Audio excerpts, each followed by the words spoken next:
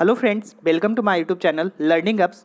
तो फ्रेंड्स, आज है 25 मई और 25 मई से करंट अफेयर्स के जितने भी क्वेश्चंस बनते थे सारे इस वीडियो में कवर करेंगे और उनसे रिलेटेड एक्स्ट्रा फैक्ट को भी डिस्कस करेंगे। सारे क्वेश्चन इंपॉर्टेंट है, इसलिए वीडियो को पूरा देखना। अच्छा लगे तो लाइक करना, साथ ही पहली बार विजिट कर रहे हो तो चैनल को सब्सक्राइब करना और बेल आइकन को भी प्रेस करना ताकि नोटिफिकेशन सबसे पहले आप तक पहुंचे। तो चलिए शुरू करते हैं आज का करंट अफेयर।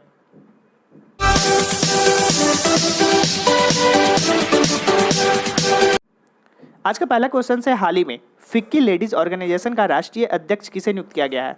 तो अभी हाल ही में option B is the right answer, Jahnavi Phukan को फिक्की के लेडीज ऑर्गेनाइजेशन के राष्ट्रीय अध्यक्ष के रूप में नियुक्त किया गया है।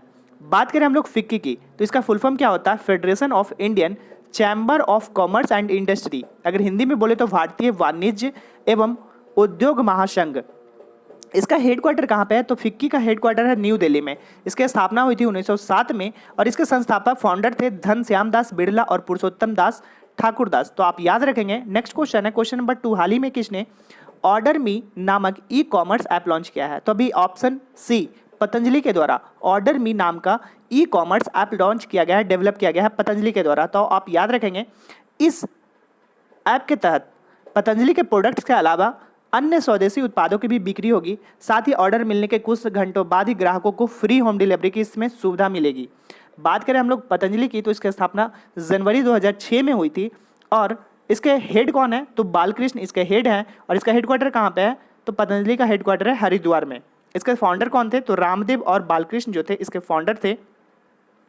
तो आप याद रखेंगे। नेक्स्ट है क्वेश्चन नंबर 3, हाल ही में किस देश ने अपनी सीनेट में स्टॉक एक्सचेंज से चीनी फार्मों को डिलिस्ट करने का बिल पारित कर दिया है? तो अभी हाल ही में option A is the right answer, America के द्वारा चीनी फार्मों को डिलिस्ट करने का बिल पारित किया गया है। बात करें हम लोग अमेरिका की तो इसकी राजधानी है वाशिंगटन डीसी और प्रेजेंट टाइम में यहाँ के राष्ट्रपति हैं डोनाल्ड ट्रंप। नेक्स्ट है क्वेश्चन नंबर 4, हाल ही में विश्व कछुआ दिवस कब मनाया गया? तो अभी हाल ही में option C is the right answer, 23 मई को विश्व कछुआ दिवस के रूप में सेलिब्रेट किया गया। बात करें हम लोग विश्व कछुआ दिवस की तो यह मनाया क्यों जाता है? तो विश्व भर में कछुआ के प्रति लोगों के बीच उनके प्रजातियों के बारे में लोगों के बीच बताना और उनको संरक्षण के लिए जागरूक करना और इसे 23 मई को इसके लिए सेलिब्रेट किया जाता है प्रत्येक वर्ष विश्व कछुआ दिवस के रूप में। तो आप याद रखेंगे। नेक्स्ट है क्वेश्चन नंबर 5। इससे पहले आपको बता दें, यदि आपको इस वीडियो की पीडीएफ डिटेल्स में चाहिए तो डिस्क्रिप्शन में आपको टेलीग्राम ग्रुप का लिंक मिल जाएगा। आप जाइए टेलीग्राम ग्रुप को ज्वाइन कीजिए, वहाँ पर आपको पीडीएफ प्रोवाइड किया जाएगा। क्वेश्चन 5 है, हाल ही में श्यामला जी भावे का निधन हुआ, वे कौन थी? तो अभी हाल ही में श्यामा जी भावे का निधन हुआ, वो एक कर्नाटक की वरिष्ठ गायिका थी। तो नाम आप याद रखेंगे, श्यामला जी भावे। नेक्स्ट है क्वेश्चन नंबर 6, हाल ही में भारतीय सेना में टूर ऑफ ड्यूटी नाम का प्रस्ताव आया है और इसमें आम आदमी कितने साल तक सेना में रह सकता है? तो option B is the right answer, 3 साल तक रह सकता है। तो भारतीय सेना के द्वारा टूर ऑफ ड्यूटी नाम की प्रस्ताव जारी की गई है और इसके तहत आम व्यक्ति सेना में शामिल हो सकते हैं और वह 3 साल तक सेना में शामिल हो सकते हैं। नेक्स्ट है क्वेश्चन नंबर 7, हाल ही में हरित ऊर्जा उपकरणों के आयात शुल्क पर कितने प्रतिशत की वृद्धि कर दी गई है? तो अभी ऑप्शन सी, 20% तक की वृद्धि कर दी गई है हरित ऊर्जा उपकरणों के तहत। बात करें हम लोग हरित ऊर्जा यानी कि ग्रीन एनर्जी इक्विपमेंट के तहत 20% की वृद्धि की गई है। इसका उद्देश्य क्या है? तो उपकरणों के स्थानीय विनिर्माण को चलाना और कम गुणवत्ता वाले चीनी उपकरणों के आयात में कम करना। बात करें हम लोग उपभोक्ता के बारे में तो पहला नंबर पे अमेरिका आता है, दूसरा चीन आता है और तीसरे नंबर पे हमारा देश भारत आता है। क्वेश्चन 8 है, हाल ही में किस राज्य सरकार ने बुखार क्लिनिक की शुरुआत की है? तो अभी हाल ही में ऑप्शन बी, मध्य प्रदेश राज्य सरकार के द्वारा बुखार क्लिनिक की शुरुआत की गई है। अब ये बुखार क्लिनिक के तहत होगा क्या? तो इसके तहत अगर किसी मरीज को कोरोना के लक्षण दिखाई देते हैं, उससे सर्दी या जुकाम होता है, दिखाई पड़ता है, तो फीवर क्लिनिक में ही उसका उपचार किया जाएगा। जिला प्रशासन का मानना है कि फीवर क्लिनिक के माध्यम से कोरोना वायरस संदिग्ध की जांच भी हो जाएगी और तुरंत उसे उपचार भी मिल सकेगा और इसे शुरुआत किया गया है मध्य प्रदेश राज्य सरकार के द्वारा। मध्य प्रदेश की बात करें तो इसकी राजधानी है भोपाल और प्रेजेंट टाइम में यहाँ के मुख्यमंत्री हैं शिवराज सिंह चौहान। प्रेजेंट टाइम में इसके राज्यपाल हैं लालजी टंडन। अगर हम लोग मध्य प्रदेश की बात कर रहे हैं तो अगर करंट से रिलेट करें तो अभी हाल ही में जीवन अमृत योजना वहाँ शुरू की गई थी, जो कि इम्यूनिटी सिस्टम को बढ़ाने के लिए शुरू किया गया था। सेकंड है, अगर जीवन शक्ति योजना की शुरुआत मध्य प्रदेश में की गई थी तो इसके तहत महिलाओं को मास्क बनाने की काम मिली थी और सरकार इसे 11 रुपये प्रति मास्क रुपये देने के लिए जारी किया था जीवन शक्ति योजना। साथ ही बात करें तो दीदी वाहन सेवा अभी हाल ही में शुरू की गई थी मध्य प्रदेश में, जिसके तहत ग्रामीण महिलाओं के लिए सुरक्षित प्रसव के लिए शुरुआत की गई थी दीदी वाहन सेवा। तो आप याद रखेंगे। नेक्स्ट है क्वेश्चन नंबर 9, हाल ही में रेलवे जोन ने आर-बोट नामक रोबोट डिवाइस डेवलप किया है। तो अभी दक्षिण मध्य रेलवे के द्वारा आर-बोट नामक रोबोट डिवाइस को डेवलप किया गया है, विकसित किया गया है। तो ये है क्या, तो इसे डेवलप किया गया है कि बिना शारीरिक संपर्क के आए लोगों की सहायता करना, लोगों को दवाई पहुंचाना और मरीजों तक भोजन परोसने के लिए इस रोबोट का इस्तेमाल किया जाएगा। यह डेवलप किया गया है दक्षिण मध्य रेलवे के द्वारा। बात करें हम लोग दक्षिण यानी कि साउथ मध्य रेलवे की, तो इसका हेडक्वार्टर कहाँ पे है, तो इसका हेडक्वार्टर है हैदराबाद में।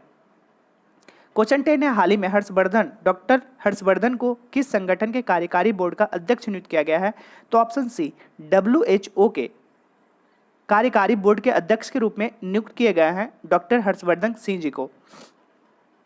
बात करें हम लोग डॉक्टर हर्षवर्धन सिंह जी की, तो ये 34वें सदस्य कार्यकारी बोर्ड के अध्यक्ष के रूप में अपना कार्यभार संभालेंगे और यह डॉक्टर हिरोकी नकटानी का स्थान लेंगे।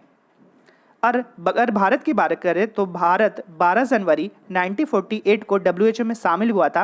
अगर WHO की बात करें तो इसका हेडक्वार्टर जेनेवा स्विट्जरलैंड में है और प्रेजेंट टाइम में WHO के महानिदेशक हैं टेड्रोस एडहानोम। तो नाम याद रखेंगे। क्वेश्चन 11 है, हाल ही में RBI ने किस बैंक को 15,000 करोड़ रुपए का ऋण देने की घोषणा की है।